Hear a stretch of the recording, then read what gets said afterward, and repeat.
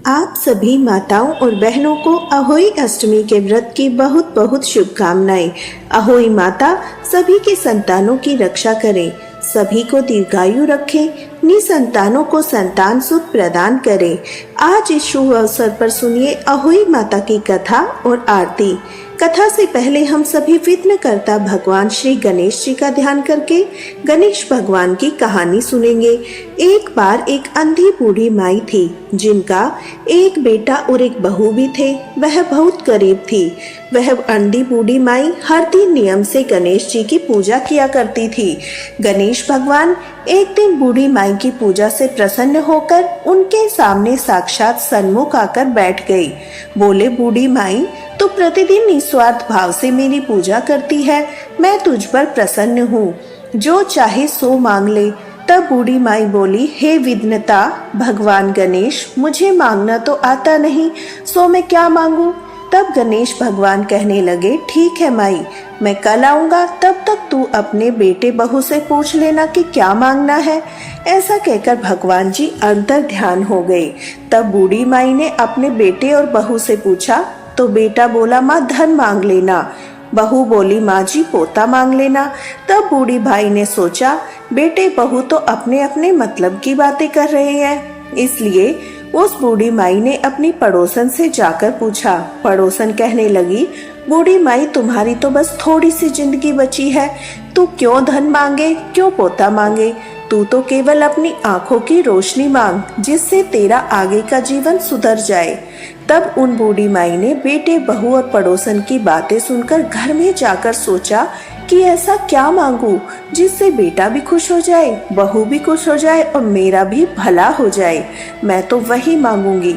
अब जब दूसरे दिन गणेश भगवान बूढ़ी माई के सन्मुख आए तो बोले, बूढ़ी माई मांग ले। गणेश भगवान के वचन सुनकर बूढ़ी माई हाथ जोड़कर बोली, हे विघ्नकर्ता, अन्न देओ, धन देओ, निरोगी काया देओ, अमर सुख देओ, दीदा घोड़ा देओ, सोने के कटोरे में पोते को दूध पीता देखूं, अमर सुहाग देओ, समस्त परिवार को सुख देओ, आपके श्री चरणों में मुझे स्थान भी देओ। बूढ़ी माई की बातें सुनकर गणेश भगवान बोले, बूढ़ी माई, तूने तो मुझे ठग लिया। कहती है कि मुझे मांगना नहीं आता, जो कुछ भी तूने मांग लिया अब सब कुछ तुझे मिल जाएगा। ऐसा कहकर भगवान गणेश अंतर ध्यान हो गए। हे विघ्नकर्ता गणेश भगवान, जैसे आपने बूढ़ी माई को दिया वैसे ही इस कहानी को कहते सुनते हुंकार भरते सबको देना, वैसा ही सबको देना, सब पर अपनी कृपा बनाए रखना। सभी प्रेम से बोलिए गणेश जी भगवान की जय। पौराणिक कथाओं के अनुसार एक साहूकार था जिसके 7 बेटे और बहुएं थी, साथ ही एक बेटी भी थी। दिवाली से पहले घर को लीपने के लिए इकलौती ननद अपनी भाभीियों के साथ जंगल में मिट्टी खोदने गई। जब वह मिट्टी खोद रही थी वहीं पर शाहू की यानी कि सेई की माद थी। मिट्टी खोदते समय ननद के हाथ से खुरपी लगकर सेई का एक बच्चा मर गया, जिसे देखकर शाहू माता बहुत क्रोधित हुई। दुखी होकर शाहू माता बोली, मैं अब तेरी कोख बांधूंगी। तब ननद अपनी 7 भाभीियों से कहने लगी, तुम में से कोई मेरी बदले कोख बंधवा लो। लेकिन सबने इनकार कर दिया। परंतु छोटी भाभी सोचने लगी, अगर मैं अपनी कोख नहीं बंधवाऊंगी तो सासू जी नाराज हो जाएगी। ऐसा विचार कर ननद के बदले में छोटी भाभी ने अपनी कोख बंधवा ली। इसके बाद जब भी उसका लड़का होता तो 7वें दिन मर जाता। एक दिन उसने पंडित जी को बुलवाकर पूछा, पंडित जी, मेरी संतान 7वें दिन ही क्यों मर जाती है। तब पंडित जी ने कहा कि तुम सुरही गाय की पूजा करो, सुरही गाय की सेवा करो, क्योंकि सुरही गाय शाहू माता की सहेली है। जब वो तेरी कोख खोल देगी तभी तेरा बच्चा जिएगा। इसके बाद से छोटी बहू सुबह जल्दी उठकर चुपचाप सुरही गाय के नीचे साफ सफाई करके आ जाया करती। गौ माता एक दिन बोली, आजकल मेरी कौन सेवा कर रहा है, सो आज देखूंगी। एक दिन गौ माता सुबह जल्दी उठ गई। क्या देखती है, एक औरत उसके नीचे गोबर आदि साफ करके चली जाती है। गौ माता उससे बोली, मैं तेरी सेवा से प्रसन्न हूँ, जो चाहे वो वर मांग ले। तब साहूकार की बहू बोली कि शाहू माता, आपकी सहेली है, उसने मेरी कोख बांध रखी है, सो हे गो माता मेरी कोख खुलवा दो। गो माता कहने लगी, बहुत अच्छा। अब तो गो माता समुद्र पार कर अपनी सहेली के पास उसको लेकर चल पड़ी। रास्ते में कड़ी धूप थी, सो वे दोनों एक पेड़ के नीचे, जहाँ पर गरुड़ पंखनी का बच्चा था, वहाँ बैठ गई। तभी थोड़ी देर में एक सांप आया, जो कि गरुड़ पंखनी के बच्चे को डसने जा रहा था।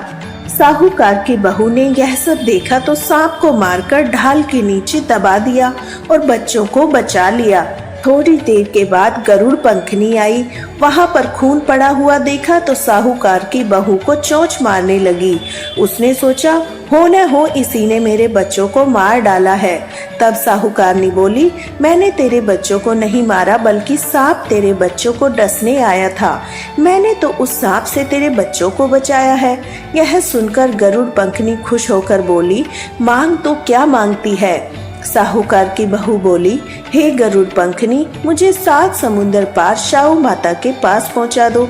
गरुड़ पंखनी ने दोनों ही अपनी पीठ पर बिठाकर शाहू माता के पास पहुंचा दिया। शाहू माता उन्हें देखकर बोली, बहन बहुत दिनों के बाद आई। फिर कहने लगी, बहन मेरे सिर में जूं पड़ गई, जरा मेरे सिर से जुएं तो बीन दो। तब सुरही गाय के कहने पर साहूकार की बहू ने सलाई से उसकी सारी जुएं निकाल दी। इस पर शाहू माता प्रसन्न होकर बोली, तूने मेरे सिर में बहुत सलाई की है, इसलिए 7 बेटे और बहू तुझे मिलेंगे। वह बोली, हे शाहू माता, मेरे तो एक भी बेटा नहीं है, 7 बेटे कहाँ से होंगे? शाहू माता बोली, वचन दे दिया सो दे दिया, वचन से फिरूं तो धोबी कुंड की कंकरी हो जाऊं। तब साहूकार की बहू बोली, मेरी कोख तो तुम्हारे पास बंद पड़ी है। यह सुनकर साहू माता बोली, तूने तो मुझे ठग लिया। मैं तेरी कोख खोलती जो नहीं, परंतु अब तो खोलनी पड़ेगी। जा, तेरे घर तुझे 7 बेटे और बहू मिलेंगे। तू जाकर उज्जमन करियो, 7 अहोई बनाकर 7 कढ़ाई करियो। साहूकार की बहू खुश होकर घर लौट आई। घर लौट कर आई तो देखा 7 बहुएं 7 बेटे बैठे हुए हैं। वह बहुत खुश हुई। तब उसने 7 अहोई बनाई, 7 उज्जमन किए, 7 कढ़ाई की।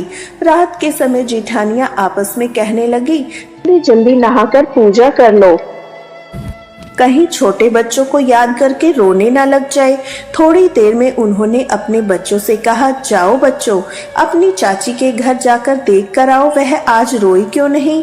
क्योंकि हर साल अहोई अष्टमी के दिन छोटी बहू अपने बच्चों को याद करके खूब रोया करती थी।